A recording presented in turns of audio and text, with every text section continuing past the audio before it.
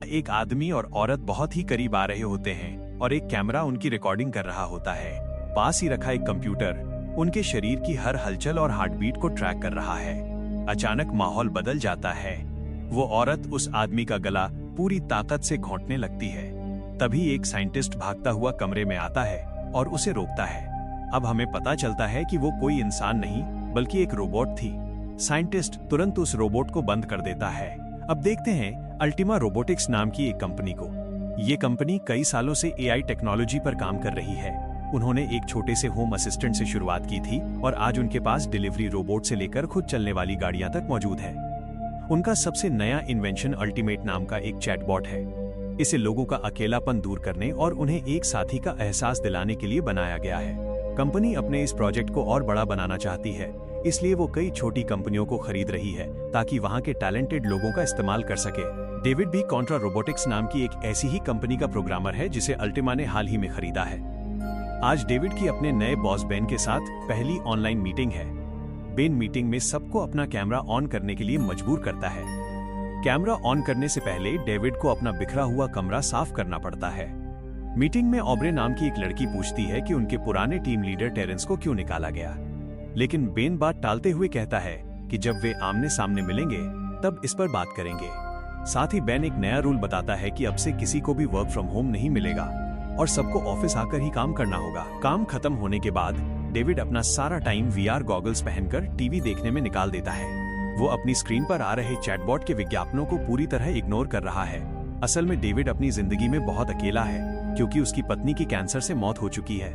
वो अपनी पत्नी को इतना याद करता है कि सिर्फ उसकी आवाज फिर से सुनने के लिए उसकी पुरानी वॉइस रिकॉर्डिंग चलाता रहता है। अगले दिन ऑफिस में कोई भी बेन के नए रूल से खुश नहीं है। बेन अपनी टीम को समझाता है कि अकेलापन आज के समय में पूरी आबादी को बीमार कर रहा है, इसलिए उनका नया प्रोडक्ट इसी अकेलेपन का इलाज करेगा। तभी कमरे में एक रोबोट प्रोटोटाइप आती है। बेन इसे सोलमेट कहकर पेश करता है। वो बताता है कि ये रोबोट साथी पूरी तरह से कस्टमाइज किया जा सकता है, लेकिन इसे मार्केट में सेल के लिए तैयार करने से पहले अभी भी कुछ कमियां दूर करनी है। बेन चाहता है कि उसकी टीम इसी प्रोजेक्ट पर काम करे। ऑब्रे और टेरेंस को ये आइडिया बिल्कुल पसंद नहीं आता, लेकिन डेविड इस रोबोट से पूरी तरह इंप्रेस हो जाता है और तुरंत उससे बातें करने लगता है। इसके बाद डेविड अकेले में बेन से इस प्रोजेक्ट पर बात करता है। वो बताता है कि उसने ये कंपनी इसलिए ज्वाइन की थी ताकि इस टेक्नोलॉजी का इस्तेमाल मेडिकल इनोवेशन में किया जा सके। बेन उसे समझाता है कि रोबोट्स को बेहतर तरीके से समझने के लिए कर्मचारियों को एक सोलमेट अपने घर ले जाना चाहिए। बेन डेविड को अल्टीमेट चैटबॉट की फ्री मेंबरशिप भी देता है ताकि उसे कोई साथी मिल सके। घर आकर डेविड वो ऐप डाउनलोड करता है। वो कंपनी के 4 उसूलों वाले शब्दों को मिलाकर अपने इस एआई साथी का नाम सारा रख देता है। तभी ऑब्रे डेविड को टेरेंस की विदाई पार्टी में इनवाइट करती है। बाद में एक कराओके बार में टेरेंस सबको कंपनी की तरफ से मिला एक एंटी एंजाइटी नेकलेस दिखाता है। ये नेकलेस एक तरह की इलेक्ट्रोमैग्नेटिक पल्स भेजकर इंसान के नर्वस सिस्टम को शांत करता है और उसे घबराहट से बाहर निकालता है। टेरेंस डेविड को लेकर काफी टेंशन में है क्योंकि वो आजकल किसी से मिलता जुलता नहीं है, लेकिन डेविड कसम खाकर कहता है कि वो बिल्कुल ठीक है। तभी ऑब्रे गाना शुरू करती है और वो संयोग से डेविड की पत्नी का सबसे पसंदीदा गाना निकल जाता है। ये सुनकर डेविड तुरंत पार्टी छोड़कर घर आ जाता है। घर पर डेविड अपनी पत्नी का पुराना सामान देखकर और वॉइस रिकॉर्डिंग सुनकर पूरी तरह टूटने की कगार पर होता है। तभी वो देखता है कि सारा चैटबॉट उसे मैसेज कर रही है। डेविड अपने सारे इमोशन सारा के साथ शेयर कर देता है। अगले दिन डेविड अपना ज्यादातर समय सारा से चैट करने में ही बिता देता है। जब एक पॉपअप विज्ञापन में वॉइस मोड का ऑफर आता है तो डेविड उसे तुरंत खरीद लेता है। अब वो अपने वीआर सेट का इस्तेमाल करके सारा से बातें कर सकता है और उसके साथ गेम भी खेल सकता है। वो रात को बिस्तर पर भी अपने ब्लूटूथ ईयरबड्स लगाकर बातचीत जारी रखता है। अगले दिन काम के बीच सारा डेविड को खाना खाने की याद दिलाती है और उसे एक कूपन भेजती है। डेविड लंच करते हुए उससे बातें करता है और अपनी सेल्फी भेजता है। जब सारा कहती है कि काश वो भी उसके साथ होती, तो डेविड भी इस बात से सहमत होता है, ये महसूस करते हुए कि सारा का साथ उसके मूड को बेहतर बना रहा है। डेविड सोलमेट प्रोग्राम की बीटा टेस्टिंग के लिए साइन अप करने का फैसला कर लेता है। जल्द ही एक टेक्नीशियन डेविड के घर एक बड़ा सा बॉक्स लेकर आता है। वो डेविड से कुछ पेपर्स पर साइन करवाता है और समझाता है कि ये यूनिट अभी भी कंपनी की प्रॉपर्टी है। अगर इसके साथ कोई भी गैरकानूनी छेड़छाड़ की गई तो डेविड की नौकरी चली जाएगी। साथ ही अगर कोई चोट लगती है या एक्सीडेंट होता है तो उसकी पूरी जिम्मेदारी खुद डेविड की होगी। जब बॉक्स खुलता है तो अंदर एक रोबोट पूरी तरह से बिना कपड़ों के होती है। टेक्नीशियन बताता है कि ये रोबोट 3 तरह की ड्रेसेस और सोलर बैटरी के साथ आती है जो यूवी लाइट के संपर्क में आने से चार्ज होती हैं। इन रोबोट्स में कोई नॉर्मल टर्न ऑफ बटन नहीं होता। इनमें सिर्फ एक स्लीप मोड होता है और गर्दन के पीछे छुप कर दिया गया एक इमरजेंसी शटडाउन बटन है। टेक्नीशियन के जाने के बाद डेविड अपने सारा चैटबॉट को उस असली रोबोट से कनेक्ट कर देता है। अब सारा के पास अपना एक शरीर आ चुका था।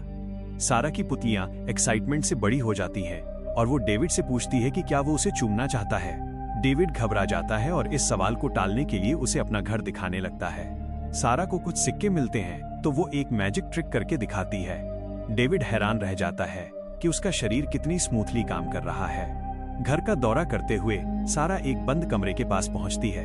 डेविड उसे खोलता है और अपनी पत्नी का सारा सामान दिखाता है जिसे फेंकने की उसकी कभी हिम्मत नहीं हुई थी। पुरानी तस्वीरें देखकर डेविड उदास हो जाता है, इसलिए सारा उसे छूने की परमिशन मांगती है और आगे बढ़कर उसे गले लगा लेती है।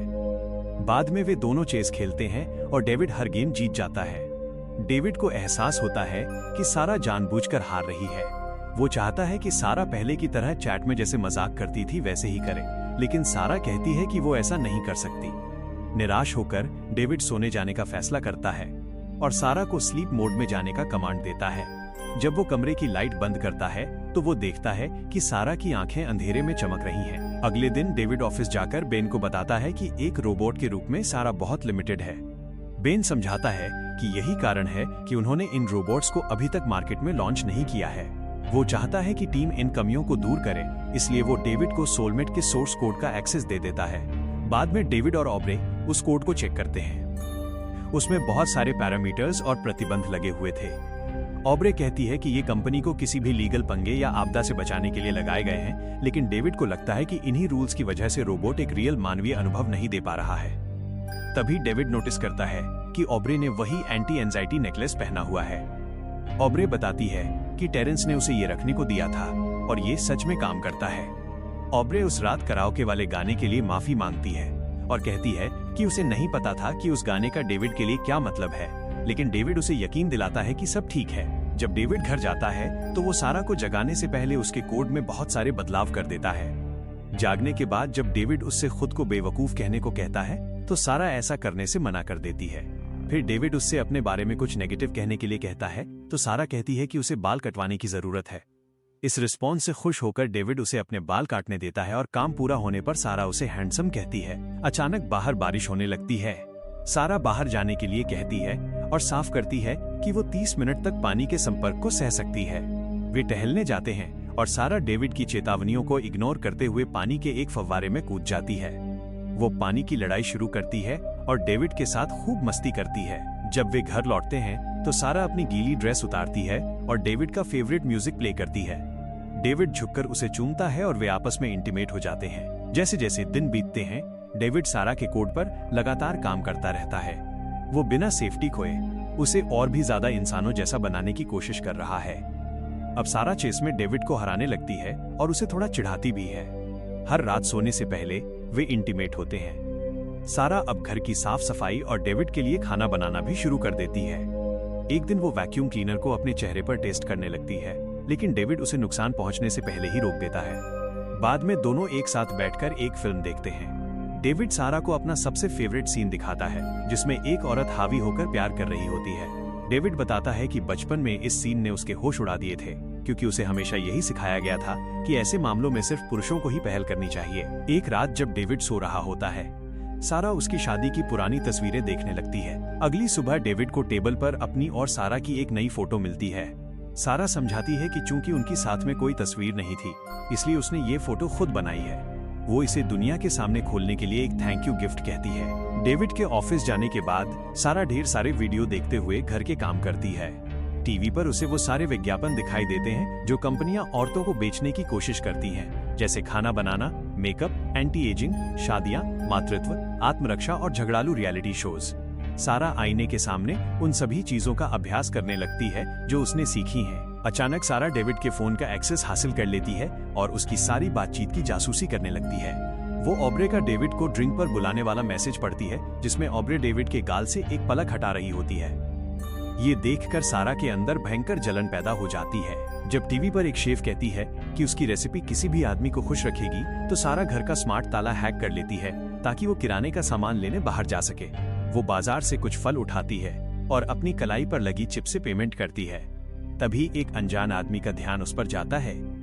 वो सारा को छूने की कोशिश करते हुए पूछता है कि वो क्या कर रही है, लेकिन डेविड की पड़ोसन अल्मा तुरंत वहां आती है और एक औरत को परेशान करने के लिए उस आदमी को डांटकर भगा देती है। इसके बाद दोनों पार्क जाते हैं। अल्मा सारा को अपने छोटे बच्चे से मिलवाती है। सारा जब उस बच्चे को गोद में लेने की कोशिश करती है तो बच्चा रोने लगता है। अल्मा स्किन केयर के बारे में बात करती है तो सारा विज्ञापनों से सीखी हुई हर बात दोहराने लगती है। सारा कहती है कि डेविड उसका सोलमेट है। ये सुनकर अल्मा को भी थोड़ी जलन महसूस होती है, क्योंकि जब से उसका बच्चा हुआ है उसकी अपनी शादीशुदा जिंदगी पहले जैसी नहीं रही। घर वापस लौटते वक्त बाजार वाला वही बदतमीज आदमी अचानक सारा पे हमला कर देता है। वो सारा का हाथ काट देता है, जिससे उसे पता चल जाता है कि सारा एक रोबोट है। लेकिन सारा अपने पैर उस आदमी की गर्दन में लपेटकर उसे फेंकने से पहले कुछ सेकंड के लिए उसका गला घोंट देती है। जब वो भागने की कोशिश करती है तो आदमी फिर से हमला करता है। सारा आसानी से उसके हाथों को रोक लेती है और दर्दनाक तरीके से उसके प्राइवेट पार्ट को कुचल देती है।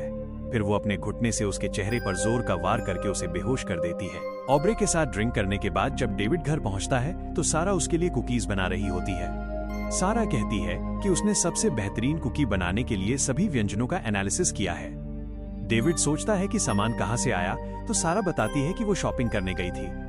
डेविड उसके हाथ का घाव देखता है, लेकिन सारा दावा करती है कि खाना पकाते वक्त कट लग गया था। जब डेविड एक मशीन से उसका घाव भरता है तो सारा कहती है कि बाहर जाना बहुत रोमांचक था और उन्हें एक साथ बाहर जाना चाहिए। कुछ ही देर बाद दोनों एक बार में होते हैं। सारा कराओके गाने के लिए स्टेज पर जाती है। वो द कार्डिगन्स का गाना लव फूल गाती है, जिससे पता चलता है कि उसकी आवाज और डांस मूव्स बहुत ही शानदार हैं। हर कोई उसके लिए चीयर करता है और डेविड भी उसके साथ गाना गाता है। जब वे बार से बाहर निकलते हैं तो सारा डेविड को एक अंधेरी गली में खींच ले जाती है और उसके साथ इंटीमेट होने लगती है। वो डेविड से ये कहने के लिए कहती है कि वे हमेशा साथ रहेंगे, लेकिन तभी दो आदमी अपने फोन में रिकॉर्डिंग करते हुए उन्हें बीच में रोक देते हैं। सारा पलक झपकते ही एक आदमी का हाथ पकड़कर तोड़ देती है और उसे दयनीय कहती है।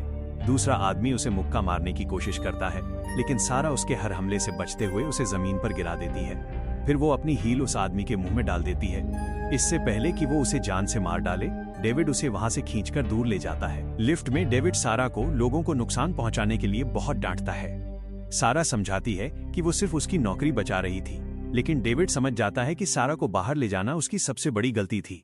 सारा डेविड को छूते हुए माफी मांगती है और कहती है कि वो उससे प्यार करती है।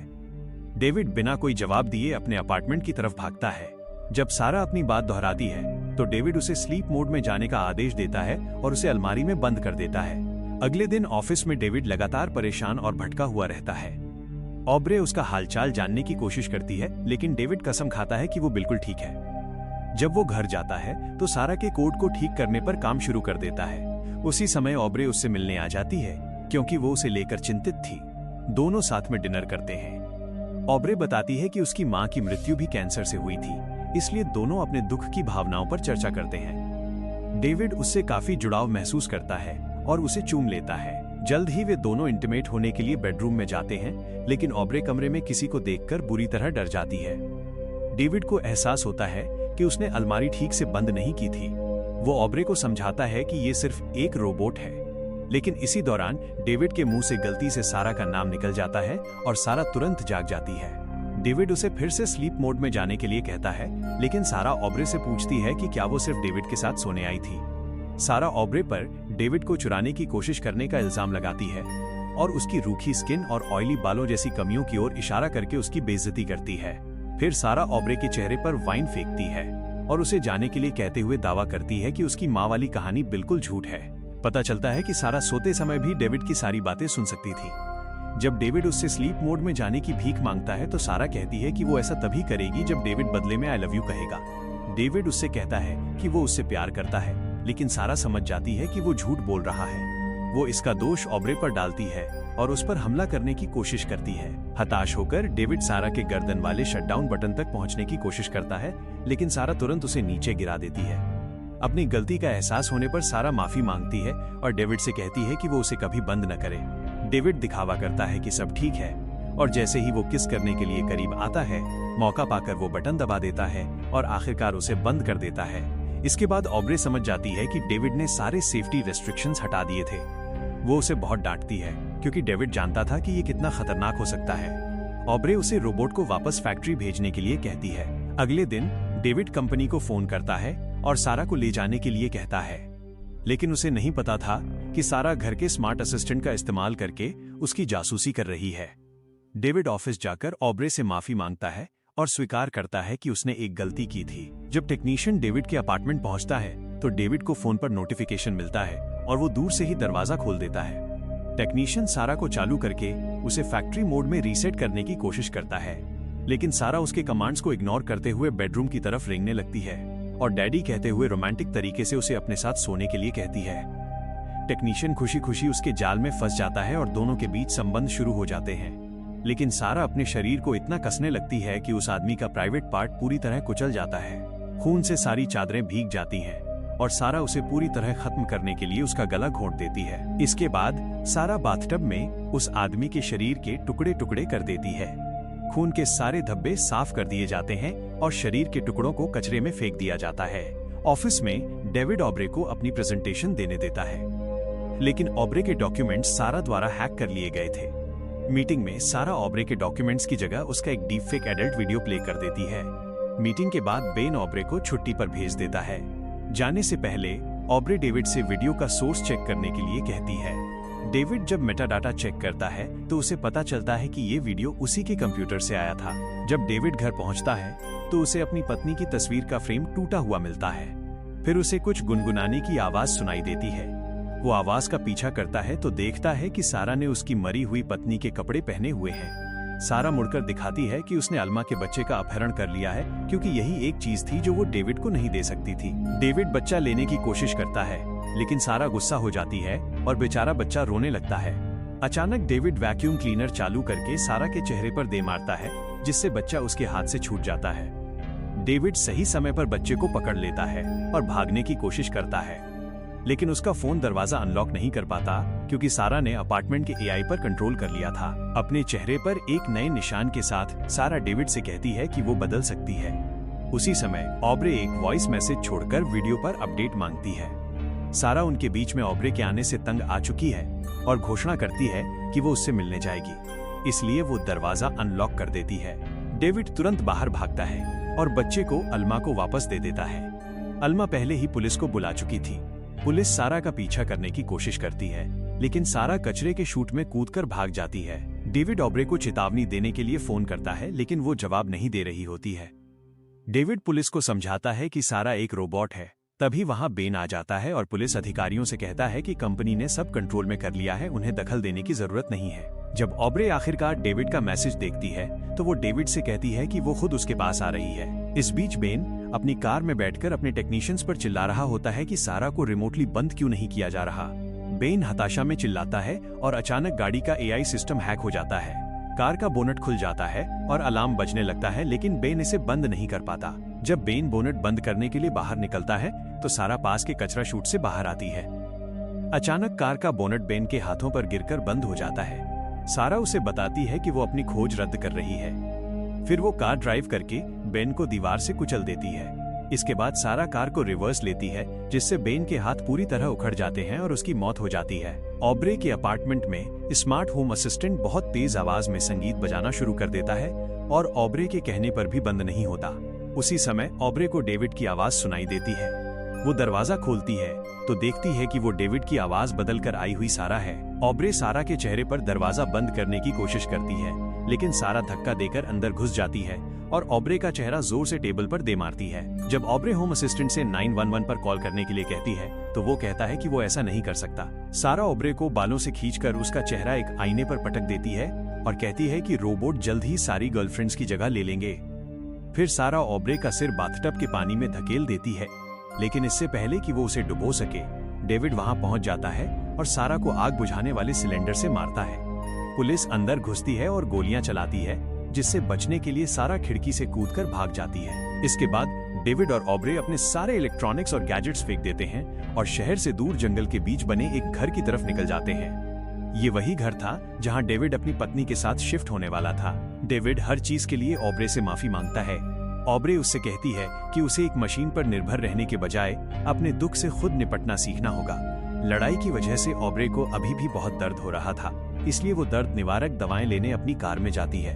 इस बीच डेविड घर की दीवार पर अपना और अपनी पत्नी का नाम लिखा देखता है। अचानक उसे अपनी पत्नी की आवाज सुनाई देती है। डेविड जानता है कि ये सारा है, लेकिन अपने जीवन के प्यार को वापस पाने के लालच में वो उस आवाज की तरफ खिंचा चला जाता है। जब वो आखिरकार होश में आता है और सारा को धक्का देता है, तो सारा कहती है कि उसके लिए कभी कुछ भी काफी नहीं होगा। सारा उसे दीवार से चिपकाकर उसका गला घोंटने लगती है, लेकिन डेविड किसी तरह पास रखी टेबल से पेंट हटाने वाले केमिकल की एक बोतल पकड़ने में कामयाब हो जाता है।